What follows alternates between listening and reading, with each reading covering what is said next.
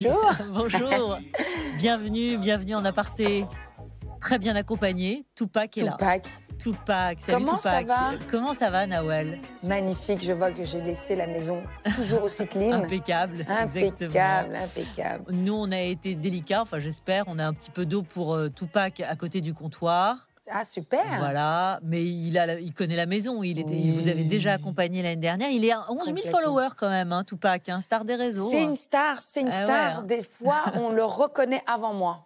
Vous êtes toujours assortis quand vous sortez ensemble? Non, que quand on fait un effort, surtout quand on vient te voir. Bon, est-ce que vous êtes toujours aussi hyperactive? Toujours Oui, autant? toujours. Là, c'est pire encore parce que... Bah oui, parce qu'il faut être au four et au moulin. Il faut être avec Oui. Lou, il faut être avec Tupac, il faut être sur scène. Exactement. Et puis surtout, l'énergie folle qu'apporte un enfant dans une maison. Donc, on a envie de se surpasser, d'être un exemple. Ouais, elle m'a ramené une force que j'avais peut-être mis de côté à un moment donné, ou encore l'envie de laisser pas une belle image, mais je sais pas comment dire. Je me dis que je me dois maintenant de pousser des portes pour ma fille. Ouais, de toujours être dans le meilleur de soi-même. Exactement. Lou, votre petite Lou, on va en parler bien entendu parce que elle est votre vie, mais elle est aussi dans votre spectacle et pour cause. Ce spectacle, d'ailleurs, on va y venir très rapidement parce que vous remontez sur scène et on est ravis. Il a quand même fallu patienter 6 ans, c'est pas rien. Vous avez une petite fébrilité ou pas, sérieusement, à l'idée de remonter sur scène, de retrouver le public, voire même vous doutiez qu'il soit là? Bien sûr, j'ai douté parce que aujourd'hui, il y a une concurrence telle et une présence sur les réseaux sociaux. Je veux dire, aujourd'hui, pour trouver sa place ou retrouver sa place, c'est pas qu'un sentiment, c'est le marché qui nous le dit. Il y a énormément d'humoristes que j'aimais, dont je m'inspirais, qui ont aujourd'hui disparu. Je parle en l'espace de 10 ans. Il y a énormément d'humoristes que je ne vois plus sur scène. Certains ont du mal à rester, parce que le marché est devenu compliqué. Je parle de marché. Ouais. En fait, vous voulez vous installer au comptoir? Ouais, je sais Nawel, pas, ouais, allez-y. Le comptoir avec la chaise haute, là, qui est pas mal, avec des petites douceurs. De toute façon, vous allez voir ça. Aïe, aïe, aïe. Ça veut dire que quoi? Vous avez arpenté les réseaux sociaux beaucoup. Il faut avoir ce changement de paradigme aujourd'hui. Il faut aller voir ce qui se fait beaucoup sur les réseaux. Il faut aller voir ce que fait la nouvelle génération. C'est comme ça qu'on crée ou qu'on se réinvente? C'est plusieurs facteurs. Déjà, quand il y a eu le confinement, je veux dire, les établissements ont été vraiment fermés beaucoup plus longtemps que le reste au niveau de la culture, je parle. Donc, on a vraiment été impactés. On pensait qu'il allait vraiment avoir un réel changement de la consommation, qu'il y allait avoir un avant-après le confinement, clairement. Il y a eu une baisse considérable de la fréquentation des théâtres. Et nous, on se demandait est-ce qu'on allait encore survivre. Donc tout le monde a pris d'assaut les réseaux sociaux durant ce confinement. Et là, on a vu une explosion de nouveaux humoristes et certains qui n'ont pas forcément, qui ne se sont pas connectés, qui se sont pas, qui n'ont pas pris ce virage-là. Exactement, qui n'ont pas pris la vague. Ont plus de mal à revenir. Est-ce qu'on oublie certains réflexes? Est-ce qu'on a d'autres angoisses qui arrivent quand 6 ans s'écoulent? En tout cas, après 6 ans, je sais exactement aujourd'hui ce que je veux raconter. Au début de ma carrière, je montais juste parce que je pensais faire rire et que tout le monde me le disait. Et je courais après même un rire facile. J'étais là, ok, ça rit, ça applaudit, c'est que ça fonctionne. Et d'ailleurs, à l'époque, quand je débutais, on me disait, oui, enlève cette vanne, elle est trop facile. Je dis, mais ça marche, pourquoi tu veux que je l'enlève, en fait? Et aujourd'hui, je sais exactement ce que je représente, le public que je touche et le public que je ne touche pas. Parce que forcément, il y a des villes où on ne passe pas parce qu'on n'est pas encore connu. Donc, comment je fais pour m'élargir, pour élargir le public, que mon message, même s'il est personnel, il devient universel? Et oui, alors je crois que pour ça, à une époque en tout cas, vous alliez tester vos blagues même dans les supermarchés. Moi, j'ai testé des vannes partout. Vraiment. Là, pour celui-ci, pour Nawel tout court, vous l'avez fait aussi? J'ai joué partout. Partout, j'ai pu jouer. J'ai joué.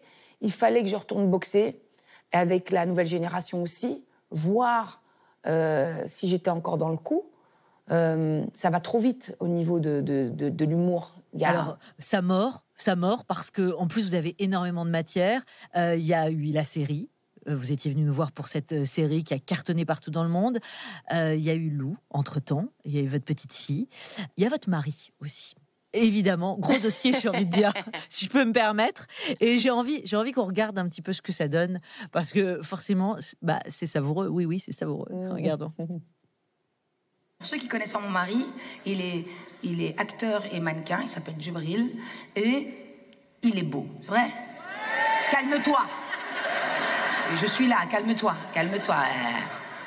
Il est beau. Et tous les jours, on me le rappelle. Je te jure, tous les jours. En fait, mon mec est noir, c'est un black, et black don't crack.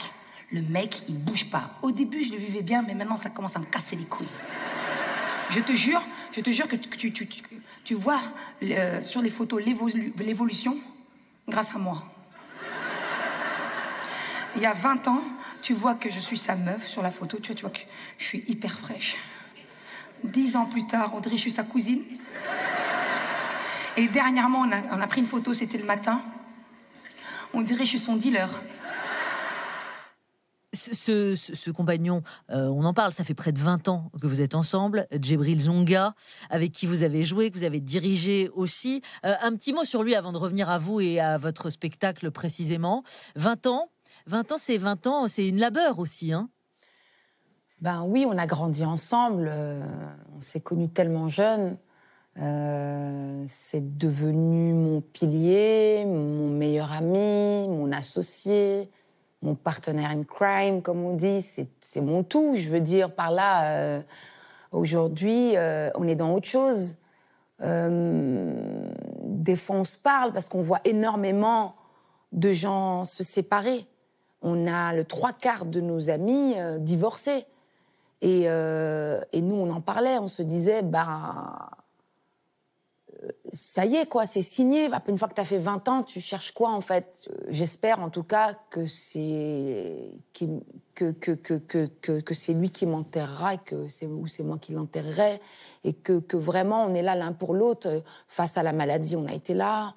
Donc c'est ça qui... Aujourd'hui, j'en ris. Je parle beaucoup de son physique parce que voilà, ça fait partie de la joke.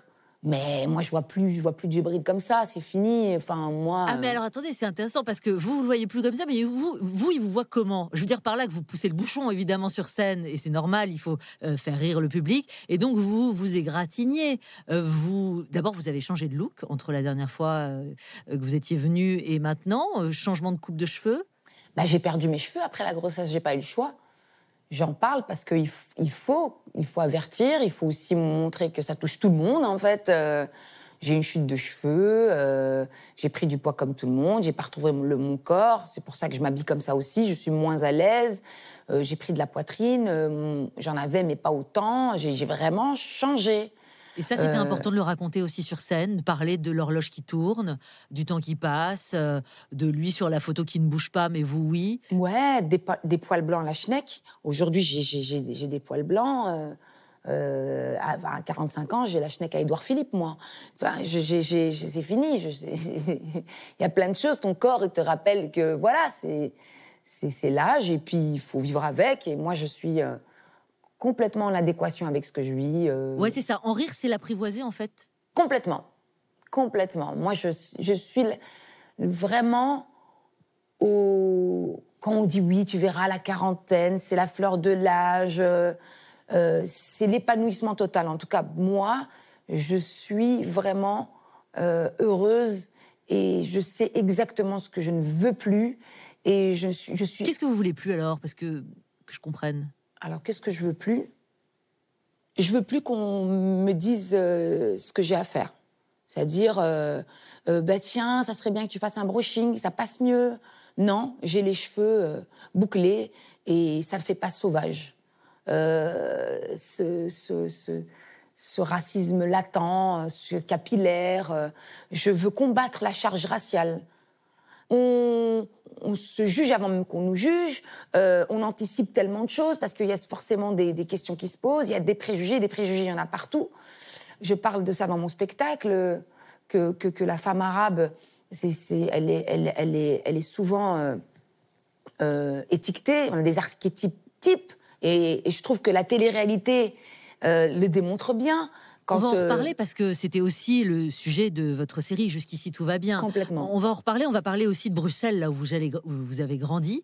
Tout ça va nous ramener, bien entendu, à la fois à vos racines et puis à ces multifacettes que vous êtes, hein, Nawel Madani. Mais je voudrais quand même vous poser une petite question outre-Atlantique parce que ça a fait les gros titres. Rihanna, sérieusement.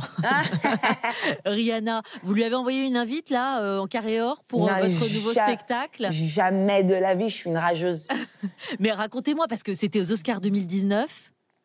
Non, en fait, si vous voulez, Djibril, ce que je vis avec lui au quotidien, et c'est vrai. Dernièrement encore sur Instagram, il y a une comédienne française qui lui a écrit « Laisse-moi 2 semaines dans ta vie et je te fais oublier Madani ». Donc forcément, les nanas aujourd'hui, elles y vont, elles font le premier pas. Alors moi, je viens d'une génération où on aimait se faire courtiser. Il fallait que le mec, on le fasse courir pendant des semaines. On lui disait, je sais pas.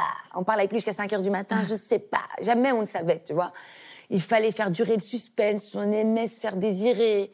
C'était tout un travail. Enfin, tout un stratagème, quoi. Des fois, quand je vois... Il te suit, quoi. Exactement. Là, aujourd'hui, les nanas, elles envoient des émoticônes à mon mec. Elle lui envoie une pêche. Et Rihanna, alors, elle lui a des fait... séries. Mais tout, vraiment... que ça soit Rihanna ou d'autres comédiennes ou d'autres mannequins, Djibril, il s'est fait draguer par du lourd. Moi, j'ai assisté à des grands moments où carrément, il pensait que j'étais son assistante. Bah écoutez, on embrasse Djibril et Rihanna, on les regarde pour plus tard. Alors. Voilà. On vous a proposé un peu de tiramisu si vous avez envie de piocher, parce que je sais que si vous étiez un dessert, ce serait le tiramisu fruits rouges. Hein. D'ailleurs, vous avez vécu un truc quand même avec le tiramisu dans un rendez-vous galant. Alors tu sais, je peux te tutoyer ou pas? Ouais, allez-y, comme vous voulez. Ok. Moi, je ronge mes ongles, je suis hyper nerveuse. Et j'ai ce système de ongles minutes. D'accord? Et j'utilise depuis toujours parce que moi, quand je fais vraiment des ongles permanents, je les ronge aussi et du coup, je saigne vraiment et je m'abîme les doigts et c'est douloureux. Donc, j'ai toujours la main dans la bouche depuis que je suis petite. Et ma fille, je suis triste parce qu'elle est dans le mimétisme et elle fait la même chose que moi. C'est-à-dire, elle a 3 ans, elle se ronge les ongles, on dirait la meuf, elle a des problèmes avec les impôts, tu vois. Et donc, je suis dans le taxi, je colle mes ongles comme d'habitude, toujours à la dernière minute. Et donc, tu parles de cette anecdote où c'est vrai, c'est un mec qui m'a invité en date et il m'a proposé de manger le tiramisu et je viens, genre, je veux faire un truc sexy, je fais ça et l'ongle reste collé sur le tiramisu. Et aujourd'hui, tu m'offres un tiramisu et devine quoi, j'ai perdu mon pouce. Je vois, regarde, j'ai perdu mon pouce en arrivant. Donc c'est pour te dire, voilà, il y a toujours un truc, je suis une cassos. Bon, c'est mignon comme tout. Voilà. Ça marche quand même avec Donc ou sans depuis tout à l'heure, j'essaye de le planquer, je sais pas si t'as vu, je suis comme ça, Eh ben tu sais quoi, c'est pas grave. Eh ben, c'est pas grave. Ok. Exactement. Et puis c'est une vraie tendance maintenant. On fait 4 doigts et pas 5. Allez, on peut se dire un mot de Bruxelles, évidemment, et même vous y emmener, regarder la vue, parce que chez nous, c'est un peu la magie aussi avec cette baie vitrée. Magnifique. Vous êtes évidemment une famille plutôt nombreuse, avec frères et sœurs. Vous êtes la 3e fille d'ailleurs, hein, pour être exact. Ouais, je suis la stagiaire. Cette enfance, elle est joyeuse, Nawel, parce que je sais que vos parents travaillent beaucoup. Ils travaillent d'ailleurs... c'est des doubles journées pour votre papa et pour votre maman à l'époque. Hein. Ouais, des parents absents. Donc j'ai été éduquée par mes sœurs. Et suite à un accident domestique, j'ai été brûlée au 3e degré. Et j'ai eu une enfance difficile. Et j'avais, en cours de récréation, j'avais 2 gardes du corps, Nabila et Fédia. Parce qu'on n'avait pas le droit de me tirer les cheveux. Enfin, bagarre d'enfants, on peut vous tirer les cheveux, retirer la casquette et ainsi de suite. Donc j'ai aussi gâché un petit peu la jeunesse de mes 2 sœurs. Je ne pouvais pas aller au soleil, il fallait me... Casquette vissée sur la tête. Casquette vissée, même le visage, parce que l'huile a coulé sur le visage aussi, donc des couches et des couches de protection solaire. Et puis, c'est le regard des enfants. Aujourd'hui, je suis assez heureuse de voir qu'il y a un vrai mouvement autour de l'harcèlement scolaire, mais ça peut tuer un enfant, ça peut pousser au suicide. Moi, j'avais des idées noires, je voulais plus exister. Je priais le bon Dieu. Moi, je me mettais à genoux tous les soirs et je demandais, Dieu, faites que j'ai des cheveux, quoi. Parce que je supportais plus l'acharnement des enfants. Vous allez pouvoir être opéré finalement. Ouais. Vos parents vont pouvoir accéder à ça. De Bruxelles, on revient à Paris. Et puis, bien sûr, le grand écran, le petit écran, tout se chevauche. Vous voulez bien vous installer dans le canapé ? Là ? Le grand, ou comme vous voulez. Vous voulez lequel, tiens ? Vous aviez testé le coin diapositive, donc essayons le grand cette fois. Allez. Voilà, très bien. Vous êtes bien parti. Et on regarde une première image. Si j'en suis arrivée là, c'est que j'avais pas le choix. J'ai un plan pour récupérer ta carte. J'ai toujours rêvé de présenter le JT. Écoutez, on va pas se mentir, hein. Il nous manque Votre quota diversité. On garde les boucles. Non. J'ai mis des années pour y arriver. Aujourd'hui, ma vie allait changer. Salim Zahiri, c'est ici? Il fait quoi dans la vie, votre frère? Il se débrouille. Il fait de la location de voiture. Il est dans l'import-export. Il est dans l'import-export de la location de la voiture. J'ai retrouvé Selim, il a percuté un policier de 37 ans. Je voulais pas te mêler à tout ça. Tu te fous de ma gueule! Je présente le JT, je vais te griller en 2-2. Faut qu'on bouge cette caisse. Si les keufs la trouvent ici, je suis cuite. Je m'en fous de votre frère. Ce que je veux, c'est son patron. En brûlant la caisse de Selim, on a brûlé la cam. T'as compris? On a une dette envers Oumar. Je vais devoir m'occuper de ta famille, toi. On va trouver une solution. C'est toi qui vas payer? Combien on le doit? Pas grand-chose. Bah, 1 000 € et demi quand même. Jésus, Marie, je vais. Faut qu'on règle ça nous-mêmes. Ça veut dire quoi régler? Ça veut dire quoi nous-mêmes? 2023, et je sens votre émotion. C'était cette série qui a tellement cartonné jusqu'ici, tout va bien. Oui, franchement, personne n'y croyait vraiment, à part Netflix qui a changé un peu le game, parce que venir avec un casting et des actrices peu connues, voire inconnues au bataillon, personne n'est bankable. Ils misent, et j'ai beaucoup trop de casquettes à ce moment-là. J'allais dire casse-tête, c'était un casse-tête. C'est ça. Un vrai casse-tête. Ouais. Je suis productrice, réalisatrice, scénariste.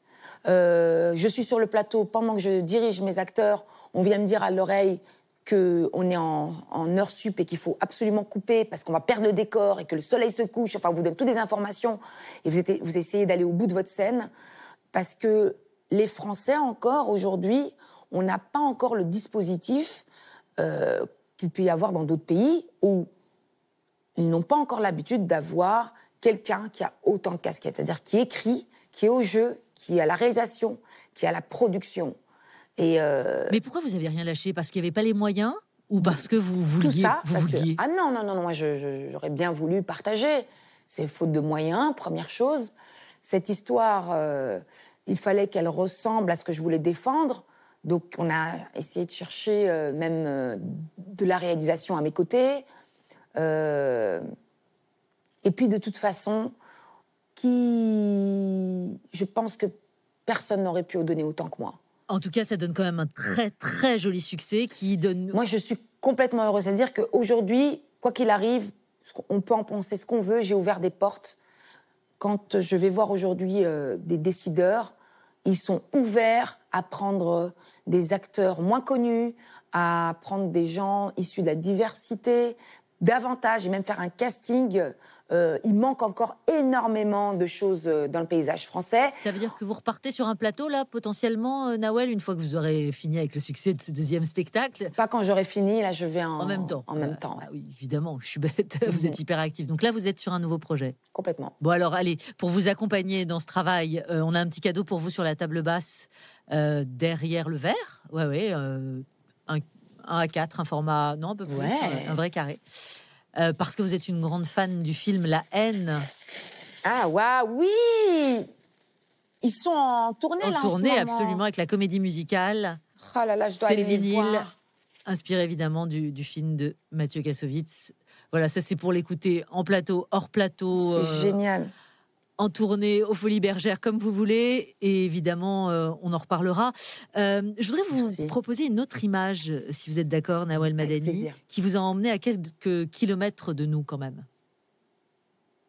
Et vous voulez faire quoi plus tard? Moi, je veux être médecin ou chirurgienne. Et moi, je voudrais être traductrice. Super. Moi, quand j'étais petite, je voulais faire comme mes parents. Mais maintenant, j'ai changé d'avis. J'aimerais bien devenir ingénieure dans une centrale thermique.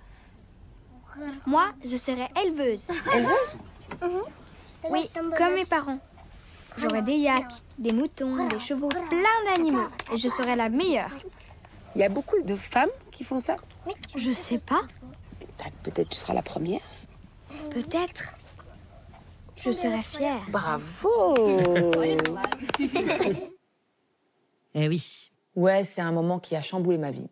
Alors, j'aurais jamais cru dire ça, franchement, parce que ça fait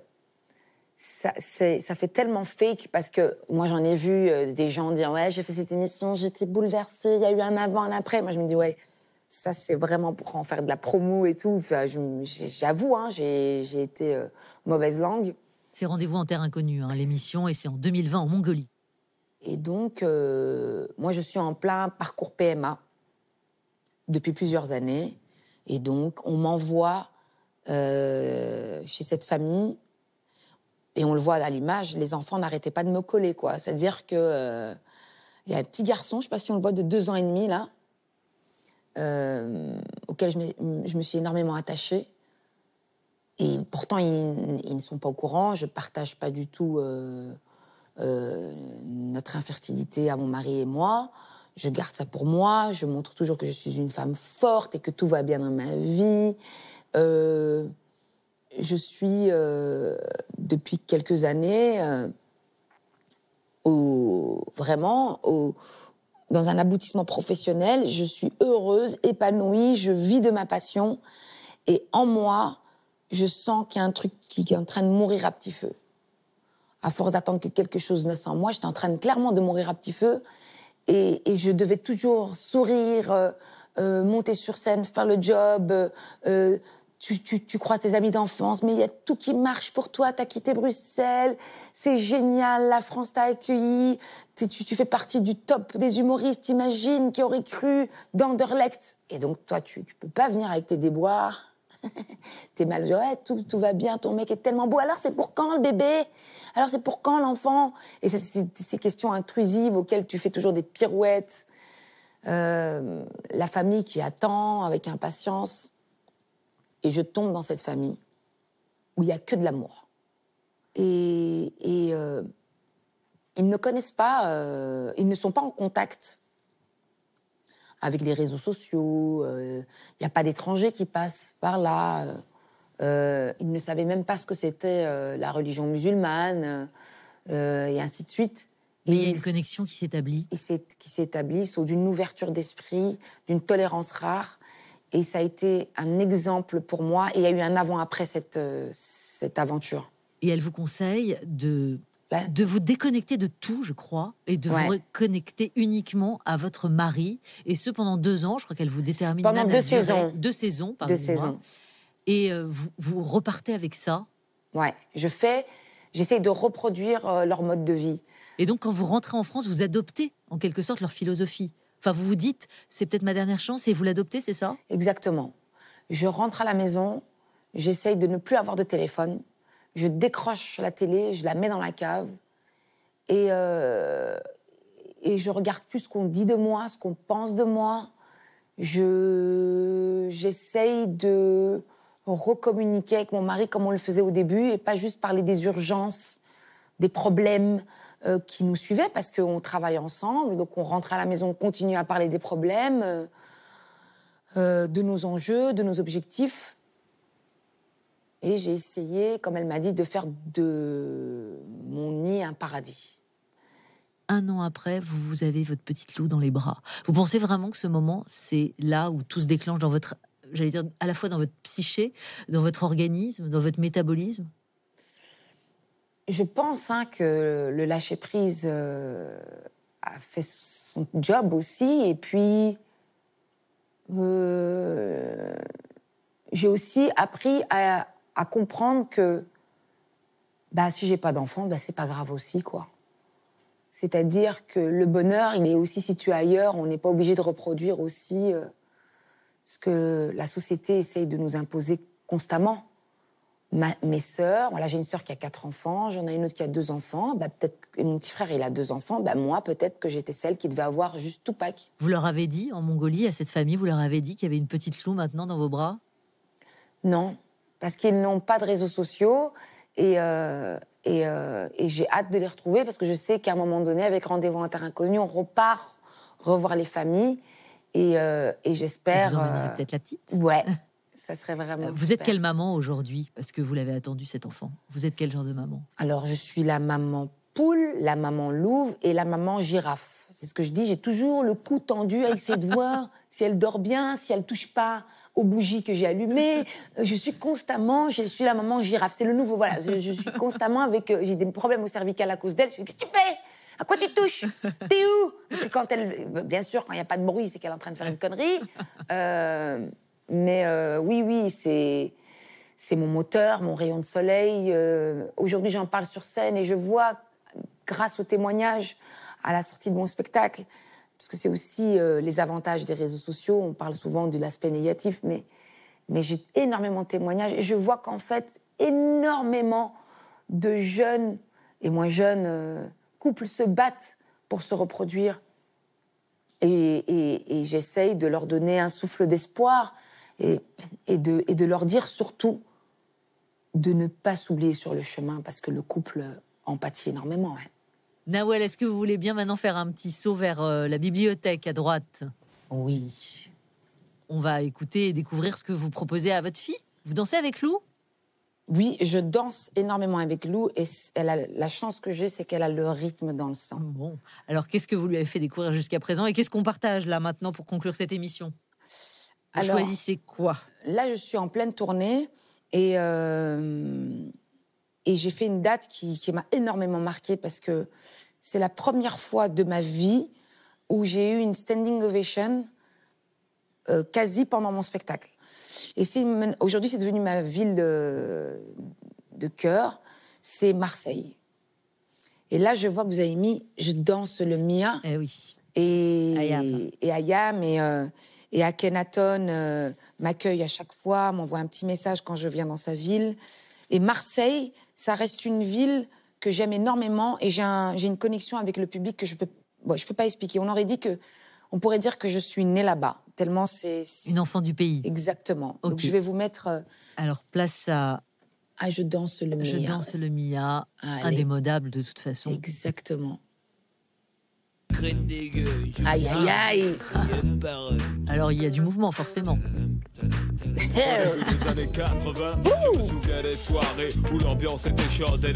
Aïe, aïe, aïe, aïe, aïe, aïe, aïe, ce son. Au début des années 80. Qu'est-ce qui... Franchement, ils avaient trop d'attitude. C'est pas mal, hein, quand même. Ça fonctionne bien. Merci.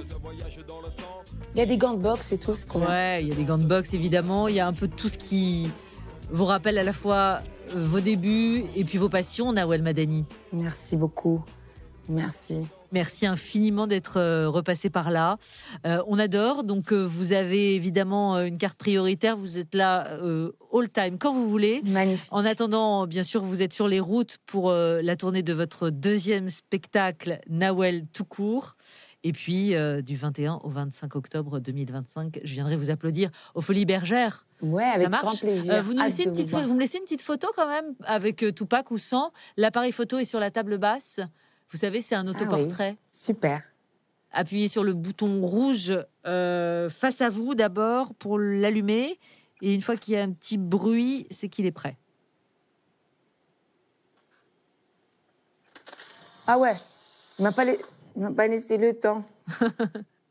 Salut Nawel, merci infiniment. Beaucoup, merci. Nawel tout court sur les routes de France et aux Folies Bergères 21 au 25 octobre 2025. Je vous embrasse Nawel et Tupac aussi. Et prenez soin de vous. Merci à vous.